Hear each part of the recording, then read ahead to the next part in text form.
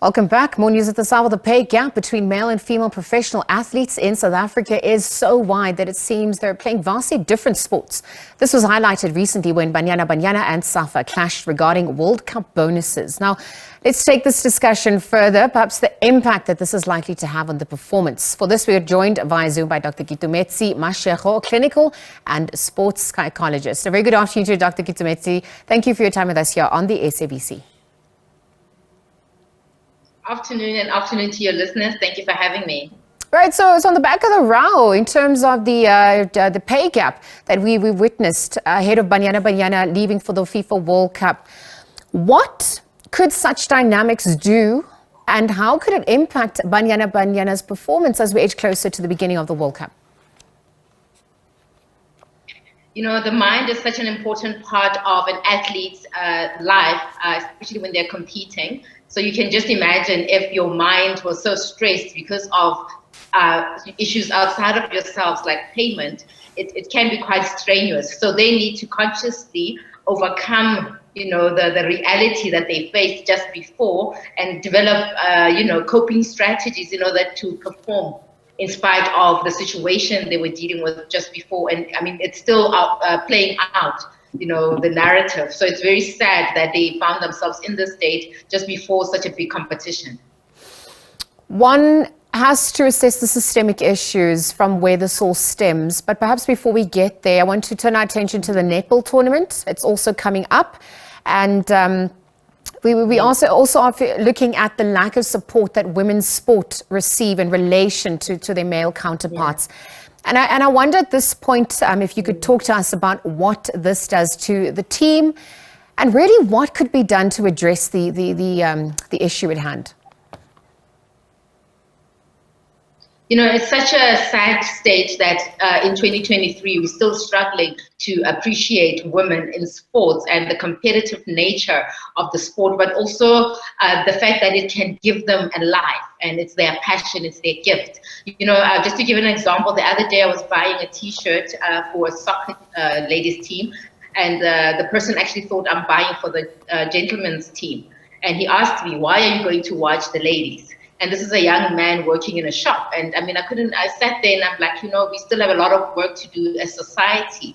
Because I mean, you can imagine if I'm being told supporting female team, there's something wrong with that. But you can imagine what they have to daily face in order for them to show up and actually do the work and actually perform, you know, for people who are not actually appreciative of the work that they do. And I mean, look at the achievements for Banyana Banyana and the netball team. They've done great work, and it's really sad that we have to still, you know, sell this thing to people that actually this is something worth sponsoring, worth watching, and worth supporting. Well, to understand our contemporary reality, we obviously have to look at the systemic issues of which these stem. We have to look at patriarchy, white supremacy at large. And I wonder how we begin to address those systemic issues, perhaps without rearranging the chairs on the decks of the Titanic. What more needs to be done to ensure that our teams can perform at its peak regardless of gender or sexual orientation?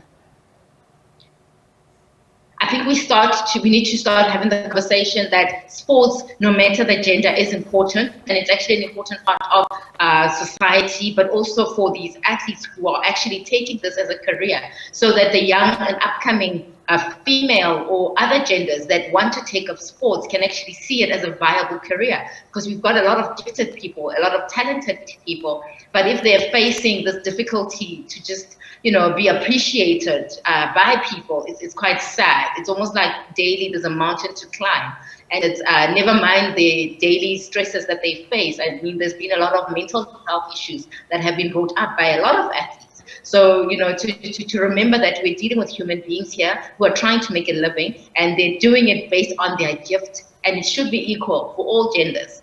So there's still a lot of patriarchal issues, as you're saying, that we still need to address to actually to start people getting to accept that women are actually excellent in sports and they have a lot to give, and they are heroes for a lot of upcoming young people who can aspire to be great athletes, that we actually missing out on a lot of gifted and talented youngsters out there who can take up sports as their career. Dr. Keitumetse, the political is personal, and it's unfortunate that politics comes into play in sport, but it is a reality. And to have access to these resources requires funding and support.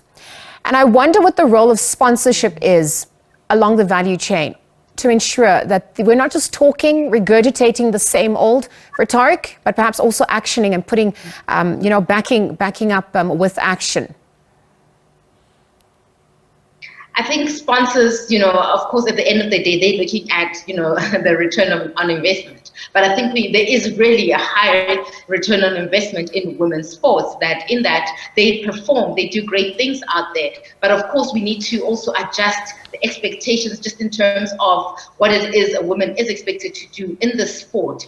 For example, some women want to be mothers. So we also have to, change the rules just around, sponsoring someone. So what do we do when they're on maternity leave, for example, or if they, need to take time off to spend time with a child? So there's still many dynamics at play that we need to address, considering that women, as much as they do, deserve to compete, that the rules or the space has to adjust in order to adapt. But it does not make it, women's sports less viable, or less, something that should not be aspired to have in our society. So it's still very great to have, and it should be out there. It should be promoted by everyone, actually, including government and the sponsors out there. But I think, we need to work on what has been historically. The truth is that male sports are the ones that are sponsored, that are supported, and this is a worldwide thing. So daily, I think we need to fight. Even the professionals that support the athletes, we need to fight so that they are recognized and appreciated for the great work that they do in the sport. Well, absolutely. And then there's obviously also the issue of discrimination and harassment complaints that also feature, perhaps due to the systemic issues that we'll also have to counter. I'm going to have to leave the conversation there for now. Thank you for your time. Inclusivity, gender equality and equity at the forefront of the discussion. This is Banyana Banyana leaves ahead of the FIFA Women's World Cup that is set to take place later this month. Dr. Keitumetse, Mashego, clinical and sports psychologist, weighing in on the mental impact that this, or psychological impact rather, these dynamics unfolding have had on the athletes, perhaps as they are set to perform at such a high international level. Thank you to her for her time.